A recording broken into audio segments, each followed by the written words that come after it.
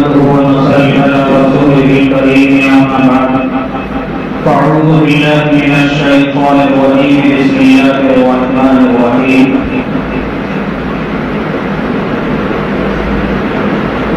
ومن أحسن قولا ممن دعا إلى الله وعمل صالحا وقال إنني من المسلمين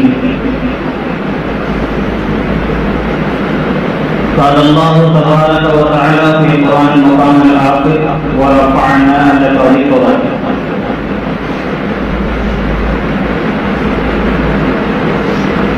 میرے محترم بزرگوں دوستوں، ہمارے اور آپ کے آقا حضرت محمد مصطفیٰ صلی اللہ علیہ وسلم پوری کائنات میں سب سے زیادہ افضل، آپ سے نہ کوئی اعلیٰ ہے نہ کوئی افضل ہے،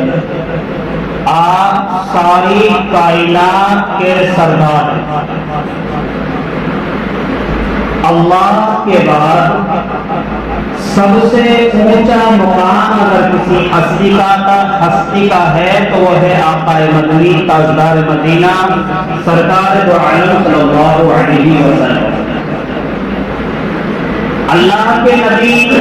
وہ ہیں جن کے لیے اللہ نے فرمایا اگر میں محمد کو نہ بناتا تو پوری کائنات کو نہ بناتا، نہ یہ زمین ہوتی، نہ آسمان ہوتا، نہ جنت ہوتی، نہ جہنم ہوتی، نہ انسان ہوتے، نہ جنات ہوتے، نہ فرشتے ہوتے، کچھ بھی نہ ہوتا اگر محمد نہ ہوتے۔ ساری کائنات کا وجود اللہ کے رسول صلی اللہ علیہ وسلم کے صدقے سے ہوا ہے۔ ہمارے نبی اتنے اعلیٰ نبی ہیں کہ سارے نبیوں کو شریعت کے احکام اللہ نے اس زمین پر دیے، لیکن جب باری محمد مصطفیٰ صلی اللہ علیہ وسلم کی آئی تو آپ کو زمین پر نہیں، آپ کو عرش پر بلایا اللہ نے۔ اور جب عرش پر بلایا، جو عبادت اللہ کو دینی تھی، جسے آج ہم نماز کے نام سے جانتے ہیں، جو بندگی کا طریقہ اللہ کو دینا تھا، اس سے پہلے ایک مقام اللہ نے اللہ کے نبی کو دیا۔ سب سے اہم اللہ کے نبی کی افضلیت اور آپ صلی اللہ علیہ وسلم کی فضیلت کو، آپ صلی اللہ علیہ وسلم کی برتری کو دنیا پر اجاگر کیا اللہ کے نبی اللہ رب العالمین نے۔ جب اللہ نے اپنا یہ اہم عبادت کا طریقہ جب اپنے نبی کو دینا چاہا، اس امت کو دینا چاہا،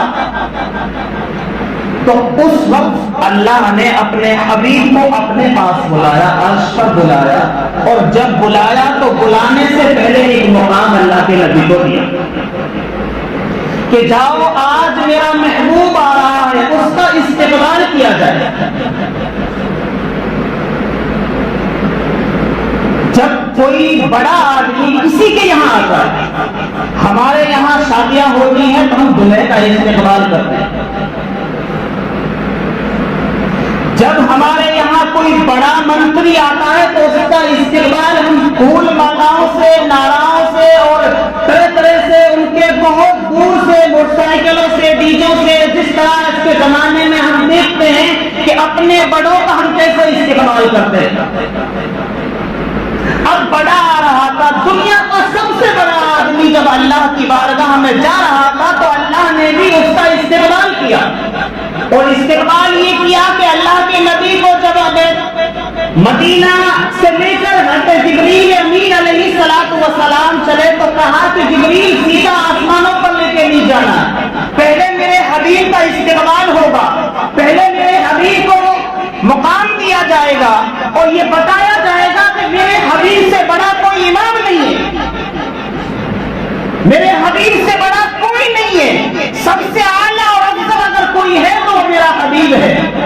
تو آپ کو کہاں لے جانا ہے؟ فرمایا آپ کو اپنے گھر سے اٹھایا، بیدار کیا، جگایا، براق پر سوار کرایا، اور جبریل امین آپ کی رہبری کرتے کرتے آپ کو بیت المقدس لے کر چلے گا۔ جب بیت المقدس آیا اللہ کے نبی صلی اللہ علیہ وسلم کے آنے سے پہلے اللہ نے سارے انبیاء کو جنت سے، سارے نبیوں کو جنت سے زمین پر بھیجا، جاؤ بیت المقدس میں صف بنا کر بیٹھ جاؤ، تمہارا امام تمہیں نماز پڑھانے کے لیے آیا۔ یہ ہے مقام ہمارے نبی کا۔ سارے انبیاء علیہ الصلوۃ والسلام سب بندہ ہیں، سب باندھ کر بیٹھے ہوئے ہیں۔ جب نبی کا آگمن ہوا، جب نبی تشریف لائے تو سارے انبیاء علیہ الصلوۃ والسلام اللہ کے نبی کے اکرام میں کھڑے ہو گئے، سارا صف پہ کھڑے ہو گئے۔ اس وقت انبیاء کے دل میں خیال آیا، حضرت آدم علیہ الصلوۃ والسلام کے دل میں خیال آیا کہ آئو میں تو ساری انسانیت کا باپ ہوں، میں تو جد امجد ہوں، میں تو سب سے بڑا ہوں، تو آج یہاں جو یہ مصلی بچھا ہوا ہے اس مصلی پر چڑھنے کا مقام اور مرتبہ اور شرف اللہ مجھے عطا فرمائیں گے۔ آدم سوچ رہے ہیں یہ کہ میں پہلا ہوں مجھے ملے گا، نوح علیہ الصلوۃ والسلام سوچ رہے ہیں کہ میں 950 سال مار کھاتا رہا اللہ کے نام پر، مجھے اتنا مارا جاتا تھا کہ پتھروں سے میں دب جاتا تھا، تو آج دنیا فنا ہو گئی تھی، مجھ سے اللہ نے دنیا کو دوبارہ سے آباد کرایا، تو اس مصلی پر چڑھنے کا مقام اللہ مجھے دیں گے۔ حضرت ابراہیم علیہ السلام سوچتے ہیں کہ اللہ نے مجھے خلیل بنایا، اپنا دوست بنایا، اللہ نے مجھے آگ میں ڈلوایا، تو یہ مقام مجھے ملے گا۔ موسیٰ سوچتے ہیں مجھے ملے گا، عیسیٰ سوچتے ہیں مجھے ملے گا، شعیب سوچتے ہیں مجھے ملے گا، الیاس سوچتے ہیں مجھے ملے گا، یونس سوچتے ہیں مجھے ملے گا۔ ہر انبیاء علیہ السلام کی تمنا تھی کہ اس مصلی پر میں چڑھ جاؤں، جو یہاں مصلی پر چڑھے گا وہ سارے نبیوں کا سردار ہوگا۔ میرے محترم بزرگوں دوستو، جب اللہ کے نبی صلی اللہ علیہ وسلم آئے تو آپ نے اللہ نے جبریل سے فرمایا کہ سارے نبیوں سے کہہ دو کہ سب میں کھڑے ہو جاؤ اور میرے محمد سے کہہ دو ان کے نمازی ان کا امام بن جائے۔ یہ مقام، یہ استقبال اللہ نے عرش پر جانے سے پہلے ہمارے نبی کا فرمایا۔ بیت المقدس میں تمام سوالات انبیاء علیہ الصلوۃ والسلام کو اللہ کے نبی نے نوازا۔ یہی بیت المقدس جس پر آج جنگ چل رہی ہے، یہ وہ بیت المقدس ہے جو تمام انبیاء علیہ الصلوۃ والسلام کا قبلہ رہا ہے، اور ہمارا بھی قبلہ اول بیت المقدس تھا۔ اللہ کے رسول صلی اللہ علیہ وسلم نے فرمایا، یہ حدیث غور سے سننا، سارے مسلمانوں کے سننے کے لائق بات ہے۔ آج ہم میڈیا کو دیکھ کر یہ سوچتے ہیں کہ جو بیت المقدس کی فتح کے لیے لگ رہے ہیں وہ آتنکوادی ہیں، وہ دیش دروہی ہیں، وہ دہشت گرد ہیں، وہ بھلا ہے،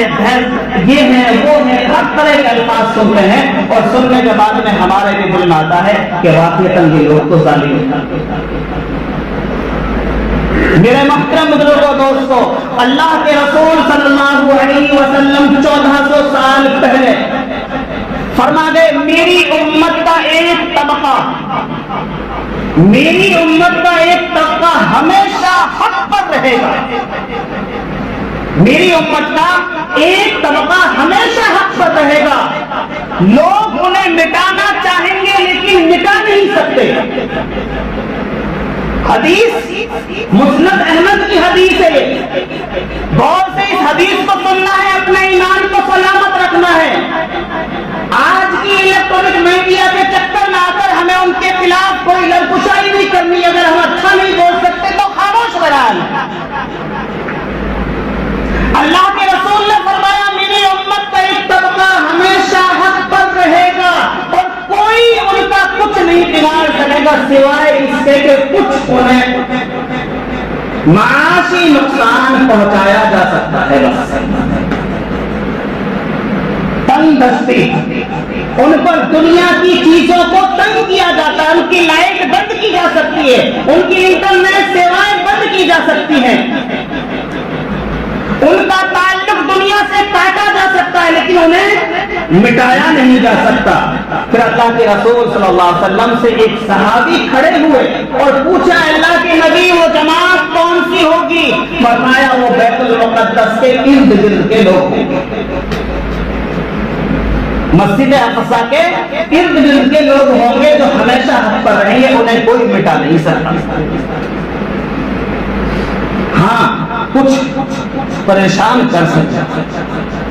کچھ تکلیفیں دے سکتے ہیں، لیکن کوئی یہ چاہے کہ وہاں کے باشندوں کو مٹا دیا جائے یہ ناممکن ہے۔ ہمارا نبی کہہ کر گیا ہے ہو ہی نہیں سکتا کہ بیت المقدس کے ارد گرد میں بسنے والے مسلمانوں کو دنیا کی کوئی طاقت مٹا دے۔ ہاں پریشان کی جا سکتی ہے، جیسے آج کل اسی بیت المقدس میں میرے محترم بزرگوں دوستو ہمارے نبی نے سارے نبیوں کو نماز پڑھائی۔ ہمارے نبی کا پہلا استقبال جو ہوا ہے عرش پر جانے سے پہلے وہ بیت المقدس میں ہوا۔ تو ہمارے لیے کتنی بڑی چیز ہے بیت المقدس، ہمارا قبلہ اول ہے بیت المقدس۔ اللہ رب العالمین بیت المقدس کو جو بھی فتح کرے گا، اللہ کا یہ وعدہ اللہ کے نبی کیا کرتے ہیں کہ وہ جنتی لوگ ہوں گے۔ ایک بار صلاح الدین ایوبی فتح کر چکے ہیں، اب دیکھو کس کی نصیب میں یہ سعادت آتی ہے کہ صلاح الدین ایوبی کے بعد میں جب بھی ان پر غیروں نے اس پر تسلط کیا اس سے لے کر کئی 100 سال چلے گئے یا کچھ سالیں گزر گئی، جو بھی فتح کرے گا اللہ کے نبی فرما گئے کہ وہ لوگ جنتی ہوں گے۔ اگر کسی کو جنتی دیکھنا ہے تو ان لوگوں کو دیکھ لو جو بیت المقدس کو فتح کرے۔ جی کے جاگتی مثال اللہ کے نبی دے کر، اس لیے میرے محترم بزرگوں دوستو ہمارے نبی سب سے اعلیٰ اور افضل ہے نبی۔ ایسے